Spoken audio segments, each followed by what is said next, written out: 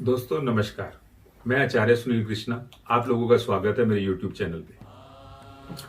दोस्तों आज हम लोग बात करेंगे भारतीय ज्योतिष में स्थित नवग्रहों में से एक राहु ग्रह के बारे में। राहु ग्रह को हमारे लगभग सभी ज्योतिषीय ग्रंथों में पापी ग्रह एवं मारक ग्रह का दर्जा प्राप्त है। हमारी कुछ ज्योतिष पद्धतियों के अंदर राहु को शनि ग्रह का गण भी माना गया है। राहु बदी के देवता, बदी अर्थात बुराई। जो लोग ज्योतिष का अनुसरण करते हैं, ज्योतिष को मानते हैं, उन लोगों को मालूम होगा कि भारतीय पंचांग अनुसार हर दिन के अंदर एक थोड़ा सा समय राहु को दिया गया है। उसको राहु काल, राहु कालम भी बोला जाता है। हम में से कुछ लोग उस राहु काल के अंदर शुभ कार्य करने से बचते हैं। ज्योतिषीय ग्रंथों के अनुसार, ज्योतिषीय पद्धतियों के अनुसार या भारतीय पंचांग अनुसार राहु को किस चीज का दर्जा मिला? फिर राहु को मिला पापी ग्रह का दर्जा, मारक ग्रह का दर्जा। अगर कोई भी इंसान परेशानी की हालत में किसी विद्वान के पास अपनी जन्म पत्रिका लेकर के जाएगा, अपनी परेशानी बताएगा, तो विद्वान सबसे पहले क्या देखेंगे? किस ग्रह को देखेंगे? राहु ग्रह को। मैं मानता हूं कि ज्योतिष 9 ग्रह और 27 नक्षत्रों के अनुसार चलता है, परंतु समस्या किसी भी ग्रह की हो, उस समस्या का पता हमें राहु ग्रह ही देंगे। मेरी दृष्टि के अंदर जो मैंने आज तक अनुभव लिया है दोस्तों, राहु हमारी जन्म पत्रिका के अंदर, जन्म पत्रिका के 12 घरों के अंदर जिस घर में भी बैठेंगे, उस घर के शुभ फलों की वृद्धि में रुकावट पैदा कर देंगे।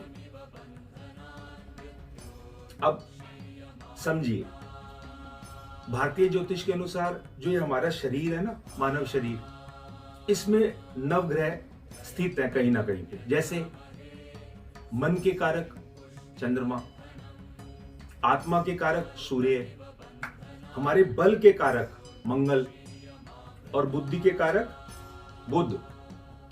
उसी तरह राहु भी हमारे शरीर के किसी हिस्से में स्थित है दोस्तों। कहां है राहु?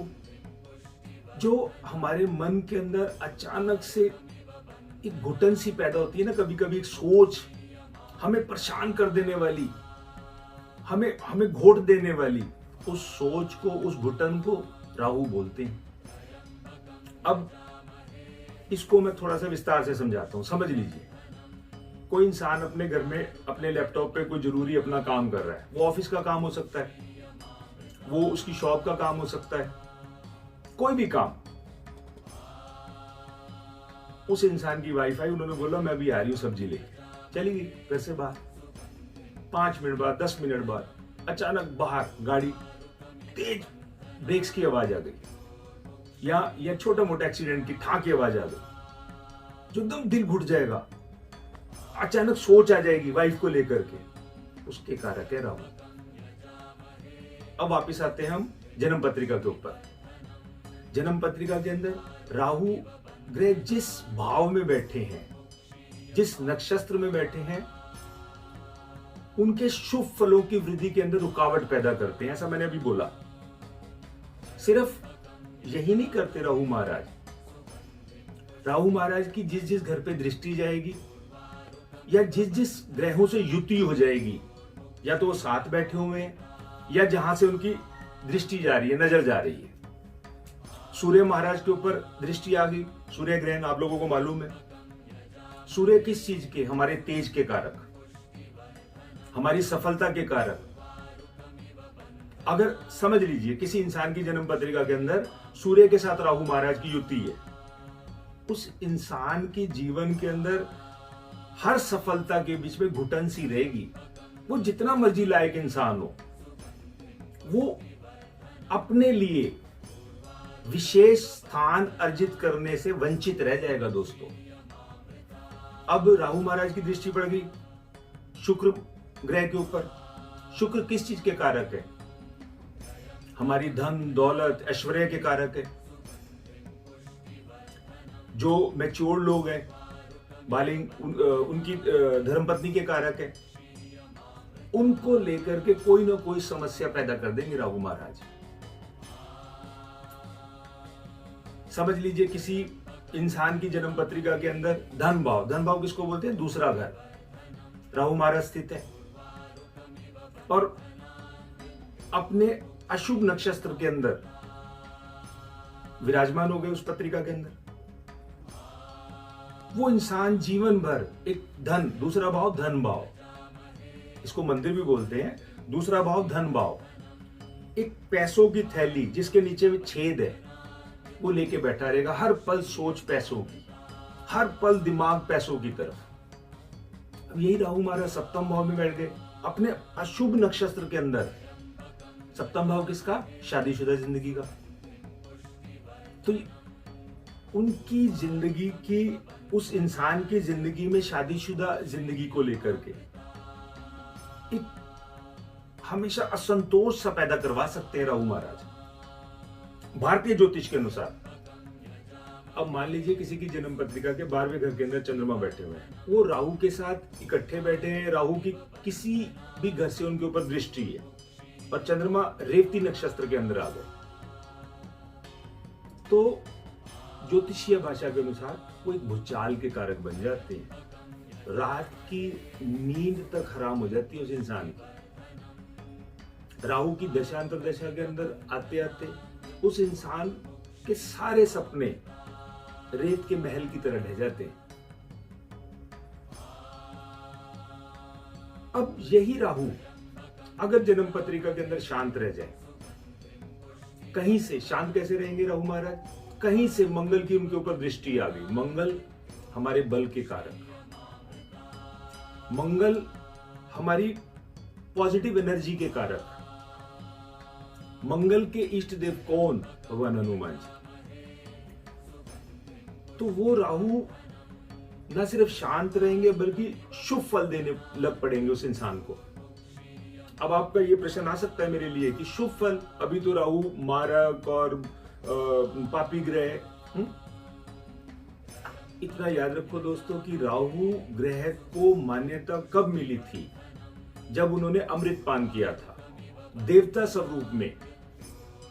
और हमारे धर्म के अंदर हमारी हर इच्छा पूर्ति के कारक कौन है? हमारे देव, हमारे देवतागण। अगर राहु ग्रह उपायों से शांत हो जाए, हमारे को हमारी जन्म पत्रिका के अनुसार हमारी जिंदगी को थोड़ा सा समर्थन दे दे, तो इंसान कहां का कहां पहुंच सकता है। अब मैं दोबारा बोलता हूं, ज्योतिष के 12 घर और 27 नक्षत्रों के अनुसार राहु बैठे कहां है आपकी जन्म पत्रिका के अंदर, किस नक्षत्र में बैठे हैं, उससे संबंधित उपाय कीजिए। उपाय तो निश्चित है ये तो कि कोई विद्वान ही बताएगा आपको या कोई ज्योतिष का निपुण व्यक्ति बताएगा, लेकिन कुछ ऐसे उपाय हैं या कुछ लोग ऐसा बोल सकते हैं कि हम नहीं जा पाते या कोई कारण में छोड़ो, तो कुछ ऐसे उपाय हैं जिनको करने से उस इंसान के जीवन के अंदर एक शांति, राहु महाराज की तरफ से जो प्रकोप आ रहा है उसमें शांति अवश्य आएगी दोस्तों। अब वो उपाय क्या है वो भी समझिए। एक स्टील के ग्लास में पानी लीजिए, ढकना नहीं है इसको, रात को सोते समय अपने बेड के नीचे या सिर के पास रख के सो जाइए।